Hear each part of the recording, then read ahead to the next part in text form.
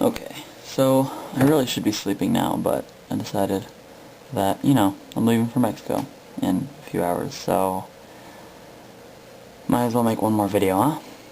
So I'm looking forward to when I get back. I'll make a few videos just detailing my adventures in Mexico. Any funny stories or just things I want to share.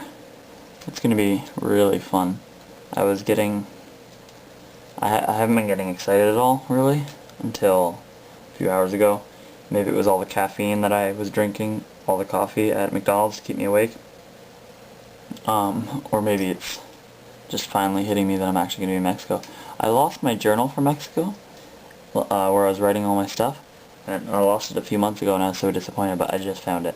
And it's not anywhere where I would put it, so it was when Mom was cleaning up. It was like in a cupboard that I never go in, underneath of a pile of like boxes that I've never seen before, so it was, yeah, she hid it on me, but I found it, and I wasn't even looking for it. I was looking for my Skillet CD, which I still haven't found, because the family I was staying with in Mexico wants me to bring, like, the music I listen to. They wanted to hear it, because I told them it was Christian rock, and they're like, Christian and rock, what? Okay. But, yes. So, work was interesting. I got to work, and I was falling asleep on the car ride there, so I was like half asleep when I walked in. Once I started working, it got a bit better. I felt a little bit awake, kind of. But after about, I got there at like 10:30ish. At like quarter to 12, I literally fell asleep. Like I've been, before I was playing a few years ago, I was playing Dragon Ball Z, the fighting game, and I fell asleep playing it on the first level on the hardest difficulty, and I couldn't beat it, and I fell asleep playing it, and then I woke up a few hours later and I was on the last level. And my sister doesn't play that game, and I woke up and I was in the middle of a fight with a controller in my hand, so I know that it was me, but in my sleep. And I have lots of other stories that I might eventually put on YouTube of things I've done in my sleep. But now I have one more to add to the collection of things I've done in my sleep, is I worked at McDonald's for 45 minutes in my sleep. I fell asleep, and I kept working, just like how I kept playing video games. I don't know how that works, but it was 45 minutes that I fell asleep. I woke up at 12:30, and I don't know how reliable this is, but Luke told me 45 minutes is the optimal power nap. So I woke up feeling very awake, which I wasn't before that. And then as it started to wear off a little while later, I got like a giant thing of iced coffee and put like loads of sugar and Rolo sauce and all sorts of things in it, and it tasted like a sugar party in my mouth. And so that woke me up, and every time I'd start falling asleep I would just keep drinking from that. I think I went through 2.5, so I really needed to go to the bathroom, and my stomach was feeling like crap afterwards. Probably not very good for me. But you know what, it got me through the shift, and now I can't sleep, so I'm making a video. Let's see here, in 9 hours I'm going to be on a bus going to Mexico, or going to Toronto rather, and my plane leaves at 5:30. I'm going to be on the plane for an hour or two, I think, and then I get to Chicago, I believe, and then I have to wait there for like 8 hours, and my next flight leaves at like 2 in the morning, and I hope I don't sleep through it. And then I'm on the plane for another 5 hours or so, and that's in the middle of the night, so it'll be a good time for me to sleep. That's assuming I find both of these flights. But then I'm going to arrive at Mexico City at 6 in the morning, Mexico time. And which gives me that gives me another hour to sleep because of the time. Yeah. So that's another hour to sleep. Nice. But when I get to Mexico City, this is the part of the reason I was making this video, because, okay, I think most of the people watching this video have already heard this, but whatever, just to get it recorded on the computer, so for proof.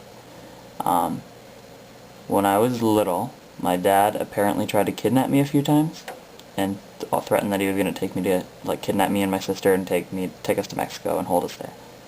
And that my mom would never see us again. So my mom was always terrified of that. And I just started talking to my dad for the first time a few months ago, and he found out I was going to Mexico.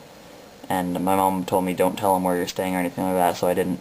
But John is the guy that's picking me up, and he's speaking at a conference, and he's not off until like 12, I think.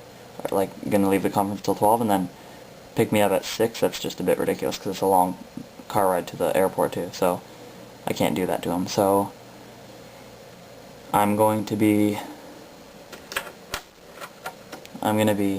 staying at the airport for 3 hours waiting for Robert, but they wouldn't let me stay there alone because it's Mexico City. So it works out that I have family coming to meet up with me in Mexico City and wait for 3 hours at the airport with me. But now the problem is that I think I might get kidnapped. So I told my dad that I'd find out the times and the flight number and everything, and then I would let him know when they could come and kidnap me for a few hours. And after a few seconds of silence, he said, "Funny. That's the exact words they used." So I was like, oh, I think I might actually get kidnapped. What are they going to do with like a 19-year-old nephew, right? So I don't know why they would want to kidnap me. And even if they do, I'll probably end up escaping eventually. Like, they're not going to hopefully kill me or anything like that. So it'll just be a good story for the kids. It probably won't happen, but it is a legitimate possibility, so I'm just putting this video up. So, tell my mom if you're watching this video and I got kidnapped, tell her that I got kidnapped, and she knows what family I'm going to see, so she knows where they're staying and everything. She can send a rescue team or something. Or, yeah. So, chances are I won't get kidnapped, I think, because I'm in a public place, like I'm 19, like why would they even want to kidnap me, but there is a chance that they will, and it's sounding a little bit fishy, so maybe I will get kidnapped. Chances are slim. But, yeah, I'm going to be dead tired when I get there, which should be fun. So I should really be getting to sleep now, but I'm not going to because I'm still kind of hyped up on caffeine, and I need to find my Skillet CD still, because that's an amazing band and I want my family in Mexico to listen to it, because it will rock their socks. And I found a bunch of my other CDs, and I'll bring those, but Skillet is one of my favorite bands, so I kind of want them to hear that. Alright, well, when I get back, again, I'll just update you on stories and stuff like that, so stay tuned. Oh yeah, and Dania, I'm going to send you my password and whatever for YouTube, so when I get back to Mexico, I expect an amazing background of some sort. I might even see it while I'm still in Mexico, because I don't know how good their computers are. They'll probably run YouTube though, right? So it'll be like an internet cafe or something. Oh, and to most of you watching this, I will probably be sending you an email or two from Mexico just to let you know how things are going, let you know if I got kidnapped, you know, etc., etc. So this time I'm gonna go for real. Gotta find that CD, gotta pack, gonna go hang out with Luke for an hour or so. Gotta say hi to Eric.